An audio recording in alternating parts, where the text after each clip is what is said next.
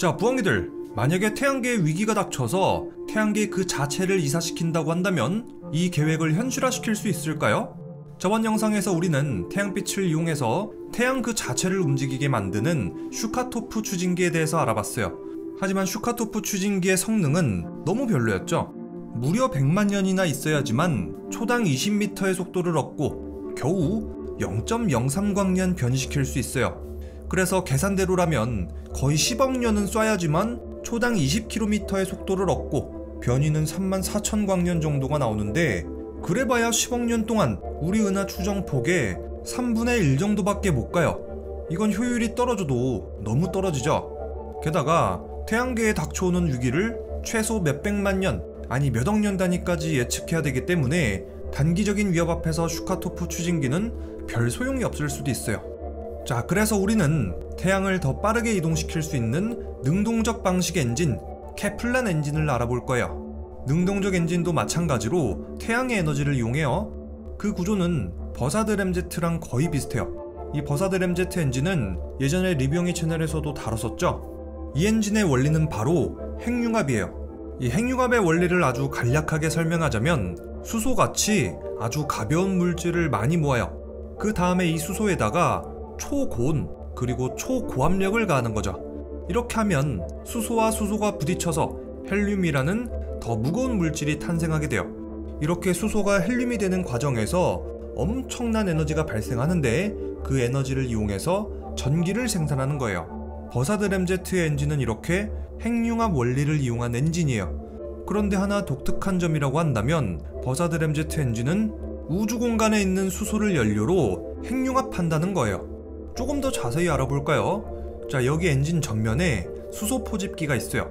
이 포집기로 수소를 빨아들여요. 이렇게 빨아들인 수소를 핵융합 원자로로 보내고 원자로에서 핵융합을 시작해요. 자, 이때 수소가 헬륨으로 바뀌는 과정에서 어마어마한 에너지가 나오고 이 에너지로 엔진을 구동하는 거예요. 이렇게 버사드 램제트 엔진은 앞으로 나가게 되죠. 케플란 엔진도 이거랑 거의 비슷한 구조예요. 먼저 입자 포집기가 전면에 2개 있어요. 이 입자 포집기로 수소, 헬륨을 빨아들일 건데, 이것들을 연료로 핵융합을 하려면 그 양이 꽤 많이 필요해요. 자, 그래서 전자기장을 사용해서 광역딜로다가 물질들을 빨아들일 거예요. 이렇게 빨아들인 물질들은 연료가 될 건데, 이 연료들을 갖다가 핵융합로로 옮길 거예요. 여기서 핵융합이 진행되면 에너지가 나오는데요.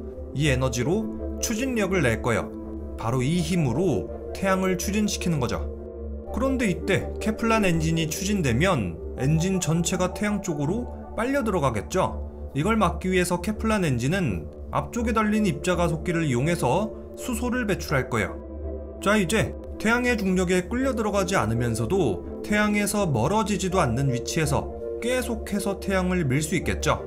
자, 그런데 여기서 한 가지 문제가 있어요. 태양을 밀어낼 정도로 강력한 추력을 내려면 그만큼 많은 물질이 필요해요. 아무리 전자기장을 이용해서 광역딜로 물질을 흡수, 재료를 모은다고 해도 연료가 부족한 거죠.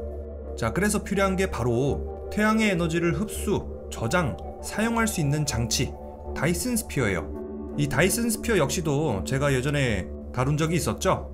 바로 이 다이슨 스피어로 부족한 연료를 보충하는 거예요. 그 과정은 이래요. 다이슨 스피어로 태양광을 모은 다음에 태양 표면 한 부분만 가열시키는 거예요. 자, 이때 태양 안쪽을 집중해서 태우다 보면 그 부분에 막대한 에너지가 가해지고 수십억 톤의 질량이 들어올려져요. 이렇게 들어올려진 태양 표면 질량은 수소와 헬륨으로 분리되고요. 바로 이 물질들을 케플란 엔진이 흡수해서 핵융합 연료로 사용하는 거죠.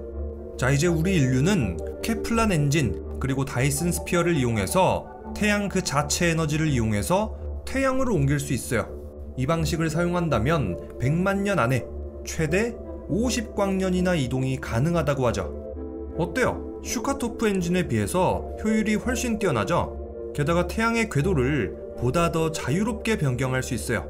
그만큼 우리가 원하는 곳 아무 곳이나 갈 수 있다는 뜻이에요. 아니, 근데 태양의 에너지를 그렇게 막 써도 되는 거야? 그러다 태양 다 써버려서 태양이 꺼져버리면 어떡해? 이거에 대해서는 걱정할 필요가 없어요. 제가 예전에 올렸었던 태양의 탄생과 죽음에 대한 영상을 봤던 부엉이라면 이미 잘 알고 있을 텐데요.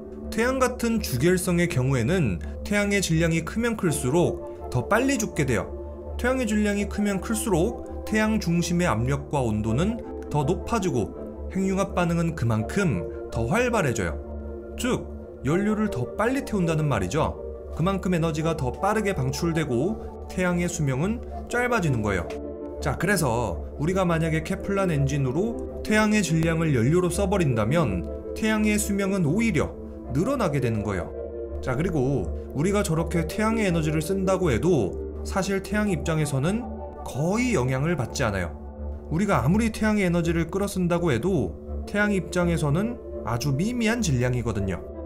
물론 케플란 엔진의 단점도 있어요. 케플란 엔진은 태양 쪽 그리고 태양 반대쪽 이렇게 양쪽으로 추력을 내기 때문에 엔진이 낼 수 있는 동력의 절반 이하만이 별을 가속하는 데 쓰여요. 그러니까 연비 측면에서 보면 상당히 비효율적인 거예요. 태양을 옮길 수 있는 마지막 방법, 바로 스타터그입니다. 예일대학교의 알렉산더 교수는 슈카토프 추진기 그리고 케플란 엔진의 장점을 둘 다 받아들인 항성 예인선, 일명 스타터그를 고안했어요. 스타터그는 기본적으로 중력 트랙터하고 비슷한 원리를 갖고 있어요. 자, 이해하기 쉽게 하나 예를 들어보자. 자, 여기 목성하고 지구가 있어요. 목성이랑 지구 모두 완전히 멈춰있다고 가정해봐요. 이때 목성을 지구 근처에다가 놓으면 지구는 목성의 중력 때문에 목성 쪽으로 조금씩 끌려가게 되잖아요.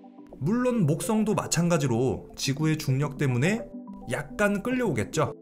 이번엔 사이즈를 확 줄여서 소행성 하나하고 인공위성이 있다고 쳐봐요. 이 소행성하고 인공위성 모두 서로의 인력 때문에 서로 끌려가겠죠. 자, 이 상황에서 인공위성이 소행성에 끌려가지 않을 정도로 추진력을 내는 거예요. 이렇게 하면 인공위성은 소행성을 조금씩 끌고 가면서 소행성의 궤도를 변경할 수 있는 거예요. 마치 소가 쟁기를 끄는 모습처럼 말이에요. 자, 이렇게 하면 이론상으로는 겨우 20톤짜리 중력 트랙터가 지름 200m 크기의 소행성을 끌 수 있다고 해요. 자, 이제 모든 설명은 끝났어요. 태양이 있고 그 앞에다가 엄청 거대한 스타터그를 만든 다음에 태양하고 스타터그를 서로 끌어당기게 만든 다음에 스타터그가 태양에 빨려 들어가지 않을 정도로 엔진을 쏘면 돼요. 어때요? 태양 옮기기 정말 쉽죠? 물론 스타터그 엔진 역시도 태양의 물질을 빨아들여서 핵융합을 시켜야 되고요. 또 케플란 엔진의 원리하고 마찬가지로 다이슨 스피어도 필요하죠. 그래도 이렇게 간단한 몇 가지 작업만 해내면 이론상 스타터그가 완벽한 효율을 낸다고 가정했을 때 빛의 속도에 27%까지 가속할 수 있다고 해요. 물론 이렇게 너무 빠른 속도로 태양을 끌고 가버린다면 태양 혼자서만 이동해버리고 다른 행성들은 전부 다 튕겨져 나가서 미아가 될 수도 있겠지만요. 그건 뭐 저희 알 바 아니죠? 아니지, 알 바지. 지구도 튕겨나가잖아. 자, 이렇게 오늘 소개해드린 두 가지 태양을 옮기는 방법, 물론 한계도 있어요. 정말 짧고 간략하게 설명하자면요, 이것들을 지을 재료만 해도 태양계 구성 물질을 다 갖다 써도 못 지을 거고요. 재료가 있다고 해도 돈과 시간이 문제고요. 건설 난이도도 엄청날 거예요. 또 태양 플레어나 코로나 질량 방출이 일으키는 자기교란, 태양의 열과 압력, 우주의 환경을 버티는 것도 쉽지 않을 거고요. 그래서 이렇게 태양 그 자체를 옮기는 아이디어를 실현하려면 최소 카르다쇼프 척도 기준 2단계 문명은 돼야 건설할 수 있을 거예요. 자, 그래서 우리 인류에게는 태양을 옮긴다는 아이디어가 앞으로 정말 오랜 시간 동안 상상의 영역으로만 남을 가능성이 높아요. 몇백만 년이 지나서 실제로 우리 인류가 이런 구조물을 만들어냈다면 인류는 아마도 전 은하를 지배하는 초거대 문명으로 거듭나게 될 겁니다.